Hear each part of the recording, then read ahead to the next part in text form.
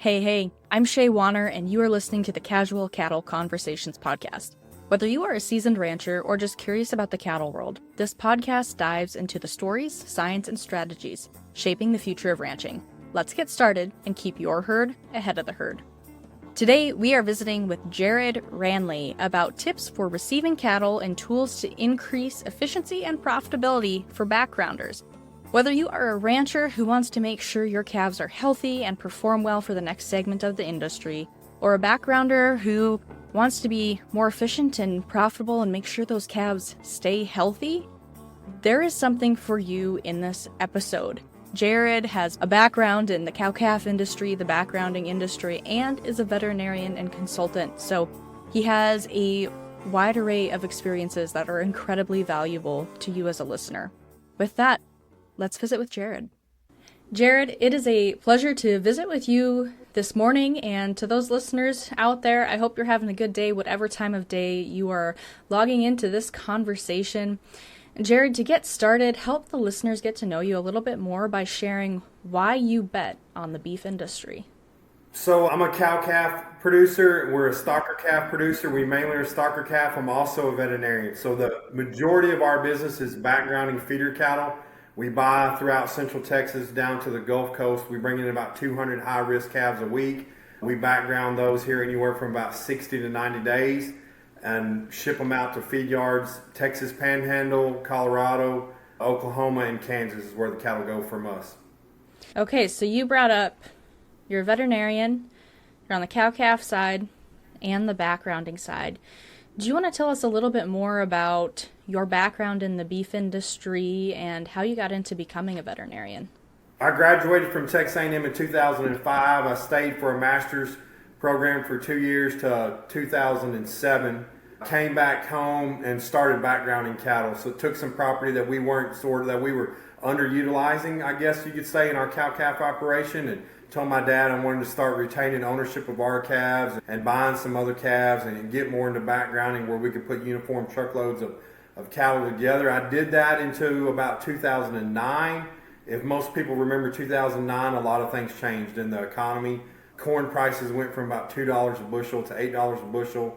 I told my family I needed to do something else. I decided to go back to school and apply to vet school. That worked out. I got out of school in 2013, came back home, continued the operation, really started growing the backgrounding side of the operation there, adding more pastures, putting in more traps that we start these cattle in, and hiring additional people to work for us, and sort of grew that alongside the veterinary consulting business to get to where we are today.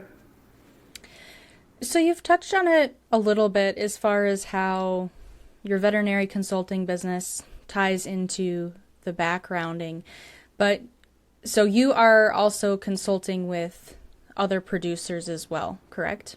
Yeah, so on the veterinary side, I guess it's sort of twofold there. You know, we work with cow-calf producers, and that's where we do a lot of physical labor. We're palpating cows, we're fertility testing bulls, we're doing a lot of on-hands herd work right there. But when we swap over to our stocker calf producers or our backgrounders, that's where the consulting side of it comes in. And so we're, designing vaccination programs, we're designing antibiotic treatment programs, we're really stressing management. We'll work with them with nutritionists, with other nutritionists as well. I'll chime in on that side of it there, but we try to put an all-together package for those backgrounders there where we're handling the health side, but we're also handling the management and the economics of it. We sort of wrap that all together to present a full package for those producers. Well, I'd imagine just you taking that time to go back to school and bring that experience back to your own operation has been tremendous in and of itself to have both those backgrounds tied together. Yes.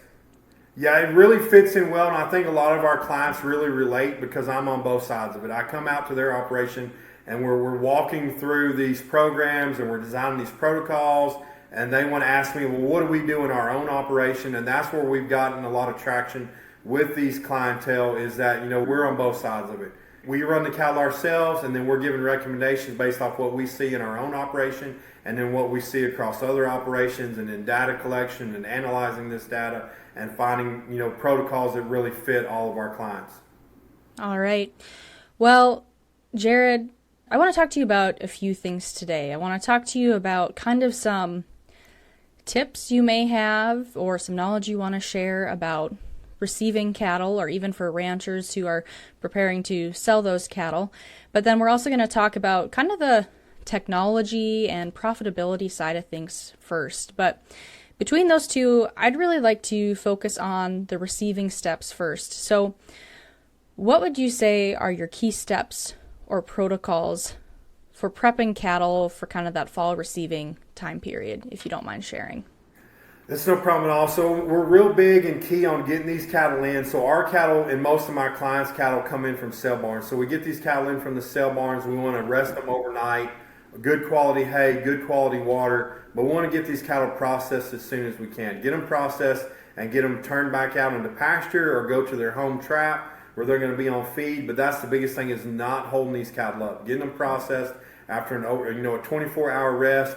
Let's get them processed. Let's get them turned out where they can acclimate and adjust to the pasture or the traps that they're going to be in for the next couple of weeks. That's a real big key for us.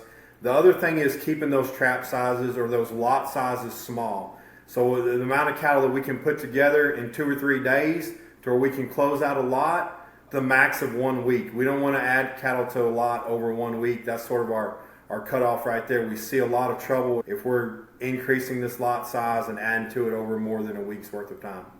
So that's great for people who are they're receiving the cattle. I'm curious, for the ranchers who are selling the cattle, is there anything they can do if they're selling through the barn ahead of time that is beneficial for the health of those overall cattle beforehand? Yes, if we can get some pre-weaning vaccines into those cattle, whether they be modified live or killed. If we're killed, we want 2 rounds of those. But either of those are going to help us in the next phase of the industry when they go into the backgrounding, when they go into the feed yard. But, castrate those bull calves as soon as possible. Let's get a clostridial vaccine in there, and then let's get some viral respiratory vaccines in there and deworm those calves before they get sent off to the sale barn and to, if you're selling them private treaty, or if you're selling them on video, any of those. Let's just think about the good of the industry and how much we can benefit the next phase of the industry. And it all leads back, if you have a sound set of calves, and I'm used to buying those calves from you every year, and we establish this, and I know your vaccination program's working, then I can really afford to pay you more for those calves than if I don't have any data on those calves and I'm just taking a risk on what my health is going to be when I buy these calves and going into them sort of blind. Absolutely.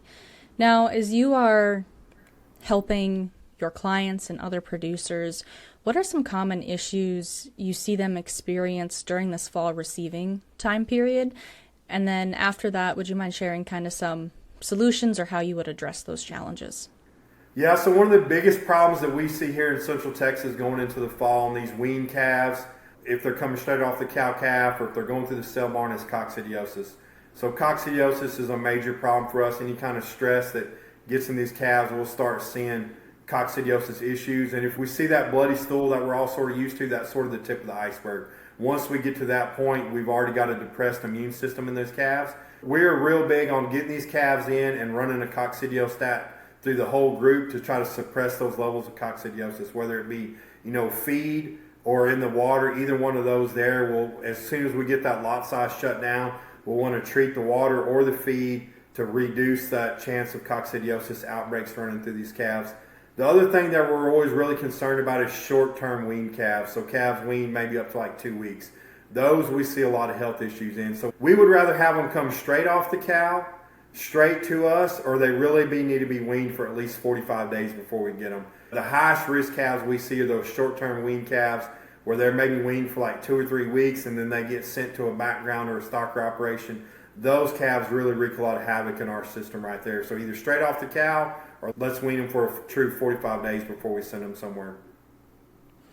That 2-week period, is that just because that calf is still in too much of an adjustment period, or what do you think causes that compared to, you said you either want them straight off the cow or that minimum of a 45-day period? Yeah, so usually if we think about the viruses that attack these calves and the bacteria that come in secondary after that viral infection, 2 to 3 weeks is usually when we see that break period. So we can have a set of calves that we've short weaned for like 2 weeks and they're looking pretty good, and we think, hey, maybe these calves are ready to go. And maybe they are on the right path. But then when we re-stress them, by that transportation phase in that 2 or 3 week time frame, we're re-stressing them and we're at that breaking point that we may see them break, and then we're just resetting ourselves up for this big disaster after that. So I think that 2 to 3 week time frame is real critical on these ranch raised calves on if they're going to hold together or not. We have to sort of get through that phase, either right off the cow, let's get them to us, or we got to get through that 2 or 3 week phase to know if these cattle are going to hold together health-wise for us. Okay. So Jared, on the receiving end of things, you've talked about, preparing these cattle on the ranch with those vaccine and health protocols. You talked about how coccidiosis can be a challenge for the person receiving the calves. And you also talked about, what we just mentioned with kind of that stress factor as opposed to either you want the calves right away or you want them after 45 days weaned. Is there anything else you want to touch on that can become a challenge for this receiving time period or for the people receiving these calves? Just nutrition. Have a good nutrition program in and have a game in place. We're lucky down here in Texas this year. We've had an abundant amount of rainfall. We're already into September. We've got real good pasture conditions, way different than what we see in most years. In most years, we'd pretty much be in a drought or starting to come out of our dry season right now. But nutrition is so critical in the weaning phase or in this transition phase that either we have real good high quality hay we're going to send them on, or we've got a good balanced feed program that we're going to start these calves on that's palatable, that we're controlling the starch levels, that we're not going to see acidosis, we're not going to see bloat issues, that work with a nutritionist, get a program put together, work with your veterinarian, get a nutrition sound program, the adequate amount of protein in these cattle. Let's try to use an ionophore in there. Let's think about a coccidiostat as well. But just have a real good transition program for these calves. It's a difficult time for them coming off these cows and going to a new home and a new environment, that we have a real good palatable feed, whether it be a forage source or a feed source that we can transition these calves onto to set them up for the best possible health program we can hope for. All right. Now, I'm also curious, what tips do you have for individuals receiving cattle in terms of establishing a good veterinary client-patient relationship? Because obviously you are doing that with your own clientele, but do you have any other tips you'd like to share for other producers who are listening across the country? Yeah, reach out, try to find a veterinarian in your area, that specializes in the beef cattle, or if you can find one that specializes in backgrounding operations or feedlots. Those usually go hand in hand, but try to find that veterinarian that's willing to work with you and try to reach out and find them ahead of time. That's what we see. A lot of people call us when they're in a disaster and they want us coming in like the ambulance or the fire truck trying to put out that fire. But if you can reach out to a veterinarian and make a relationship with him before we get into that disaster mode and let that guy or gal develop a vaccination program, a treatment program, so we try to put out these fires before we get into those situations.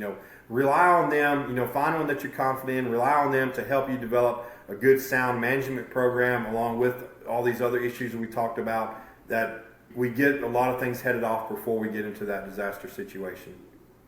Okay. Well, Jared, thank you for explaining those, well, more so offering those tips and advice on the receiving end of cattle from your own experiences as a backgrounder, cow-calf producer, and veterinarian.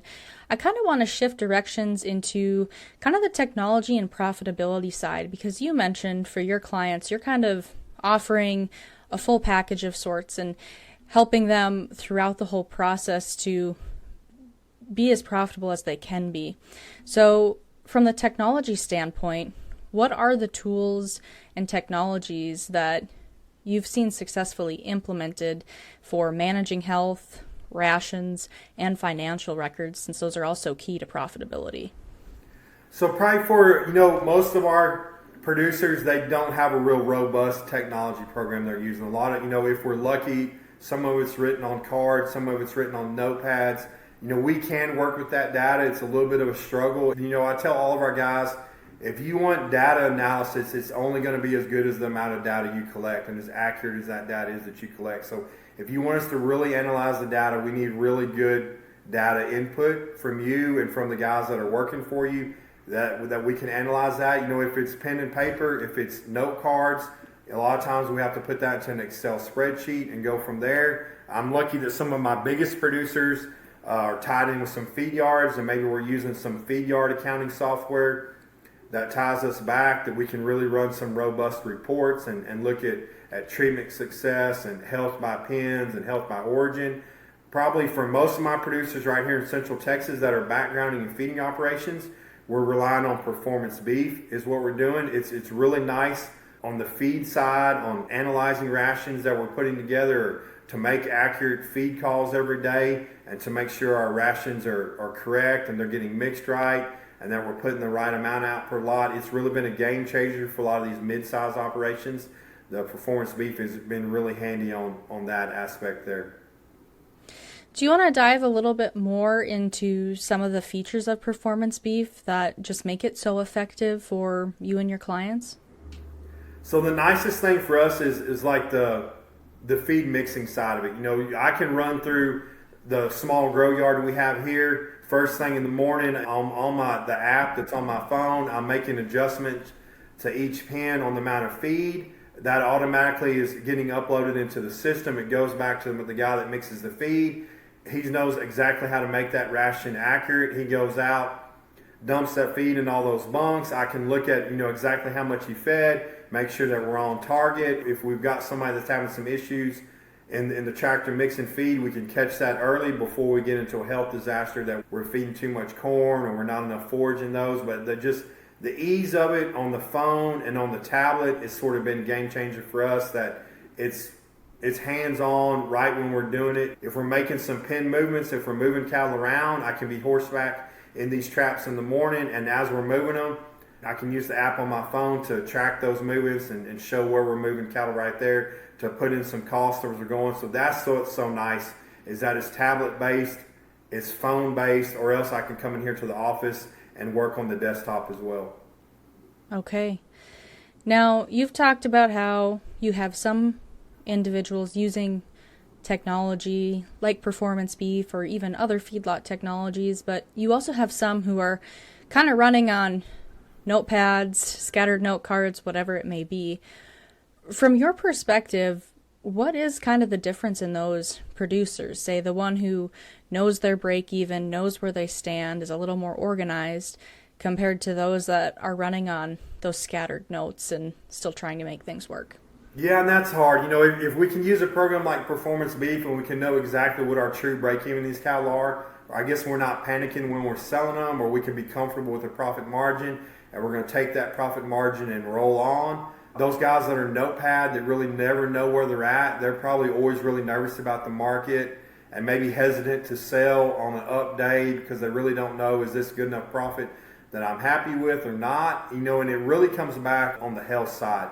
If we've got a program together where we can track treatments, so the cattle that we're treating and we see the success of those treatments, we can really tailor an antibiotic treatment program for those clients. If we don't have any data at all, we're sort of guessing in the dark. And that's where we get into these phases where, we really think maybe our antibiotic's not working because we can't see the ones that are treating and responding. We're only focusing on those that we don't see that response in, and maybe we're only focused on our death loss, but we're forgetting about the big picture. And that's where we see, if we can take a data set and show these producers, a true treatment protocol and the success we're getting out of that treatment protocol versus relying on the calves that we remembered we treated last week that either responded or didn't respond, that's where we can see a big game change with our clients right there. Have you personally helped clients who were maybe traditionally using a more scattered pen and paper approach transition to performance beef? I usually call on our rep is who I did. I usually get Ben involved. If somebody's thinking about going with the program or ask me what program that we're using, I'll get them with our performance beef rep. He'll come out, visit with them, and we've had great success in doing that. A lot of clients have signed up for performance beef right through that way of getting the rep out on board and can show them sort of what it all has to offer. Okay, and you talked about some of those changes as far as, maybe having a little more confidence, less nerves when it comes time to sell those cattle because they know where they're at. But are there any other changes you want to touch on or that you've seen when producers make that switch and kind of use that technology to be more organized? Probably just tracking the feed, just knowing exactly where we're at and evaluating different feed commodities that we can get down here. If you're on performance beef and we're getting these closeouts and we're tracking performance, we can really look at our feed to gain ratio, and we can look and really know what our actual cost to gain is. And that's where we've seen some people change their feeding program, that maybe they thought they had a real cheap ration, but it didn't relate to a cheap cost of gain. And maybe we can tweak that ration to where we're actually focusing on our cost of gain and not as much focusing on just our cost per ton. That's where we've seen some game changing right there with some of our clients that we wouldn't have thought if we wouldn't have had a program like this to analyze that information. Well, absolutely. Are any of your clients sharing maybe some of this information back to the rancher too if they're curious, or is that just in kind of maybe some if they're feeding their own cattle, or if ranchers have retained interest in those cattle? I'm just always curious about that data sharing back to the ranchers so that they can make improvements on their end if they need to. Yes, probably not. We're probably underutilizing that. We probably need to do a better job of that, but we have shared some of that on some calves that we've took in here from a ranch or two. We have showed some of that information back to them to show them how good those cattle did, or maybe we had some health issues with that cattle, and we can talk to them about, hey, let's really go in there and look at our pre-weaning program and try to get better about that so we don't have these health issues. But I think as we go forward in the future, sharing that data across the industry is going to become a whole lot more important, so we can sort of see, where we rank amongst the system with our calves, if we're doing a real good job, or if we have some areas of improvement that we need to know about, that we can do a better job of producing a product that we're all happy to sell. Okay. Now, Jared, I know you touched on it a little bit in some of your previous responses, but I do just want to ask, how does good record keeping by your clients help you do your job better as a veterinarian? Because I can actually see what's going on. If I can walk in that somebody that has records on feeding records, feed calls the last couple of days, actual intake the last couple of days, the amount that we've treated over the last week, we can really go in there and try to narrow down and find where our problem is. Is this a nutrition problem? Is this a health problem? Is there a management problem? Is it the source of our cattle that we're having issues with? Without the data, we can't narrow in and focus on what the true problem may be. We're sort of throwing darts at the wall, guessing on what it may be the problem. But if we have this data and we can analyze this data across multiple lots of cattle and across different seasons of the year or across multiple years, we can really fine-tune this operation, and then we can find out what a set of cattle from a source is really worth. Can we pay them a premium, or do we need to discount those cattle? But by taking all this data in, it can really let us focus on issues we need to address. Is there anything else you think is important to bring up in the conversation today? I think one of the biggest things is we need to always think about our segment, whether we're cow-calf, a background, or a feedlot, is where we're at in the industry overall.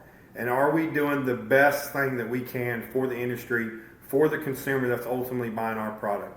That we have to do our part. We have to take responsibility for our segment of the industry and make sure we're passing on a healthy calf to the next phase. That's all going to go back into the best product that we're providing these consumers. Beef today is at an all-time high, the demand of it. We're reaping great benefit in the price because of that demand.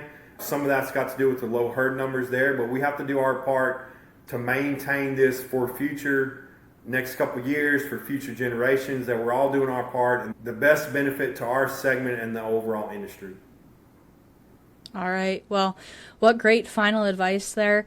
Now, Jared, I guess my final question for you is kind of a fun one, and I apologize because I don't think I put this on the list, so if you need to think about it, you can. But if you could go back to your first 5 years in the beef industry, and I know that can be hard for people who grew up in the industry to quantify those first 5 years, but if you could go back to those first 5 years, what would you do differently?